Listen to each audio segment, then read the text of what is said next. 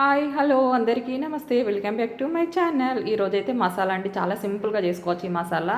ఈ మసాలాలో చూడండి నేను తీసుకునే అయితే యాలకులు ఒక 10-15, లవంగాలు 15, అలాగే చెక్క ఒక చిన్న 2 ముక్కలు, ఈ పావు కిలో ధనియాలండి. ఇది చాలా సింపుల్గా ఉంటుంది. సింపుల్గా మనం సిమ్లో పెట్టి వేయించుకోవాలి. దోరగా వేయించాలి, మరి మాడకూడదు, అలాగని వేయకుండా ఉండకూడదు. ముడితే మనకు క్రిస్పీ లాగా అయ్యేలాగా చేసుకోవాలి. అందుకోసం సిమ్లో పెట్టుకొని వేయించుకోవాలి.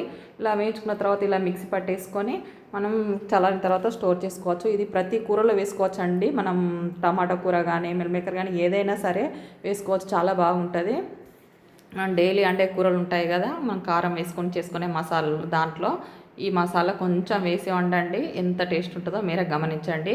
ఫస్ట్ వండిన దానికి ఇప్పటికీ టేస్ట్ మీరు గమనించవచ్చు. చాలా బాగుంటుంది ఇలాగా చేసుకుంటే. చాలా సింపుల్ అండి. మసాలా హెవీగా ఉండదు, అలాగా లైట్గా ఉండదు. కూరలు చాలా బాగుంటాయి. ఇలాగా నేను మిక్సీ పట్టాను చూడండి. మిక్సీ పట్టి మనం దీన్ని తీసుకోవాలి.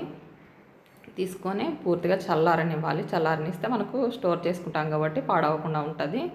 ఇంక ఈ విధంగా నేనైతే మిక్సీ పట్టాను. ఇదిగో చూడండి, మరీ స్మూత్గా కాకుండా మరీ గర్ర కాకుండా నార్మల్గా పట్టుకోవాలి మిక్సీ అనేది కూడా. చూడండి ఇలాగైతే పట్టుకున్నాను.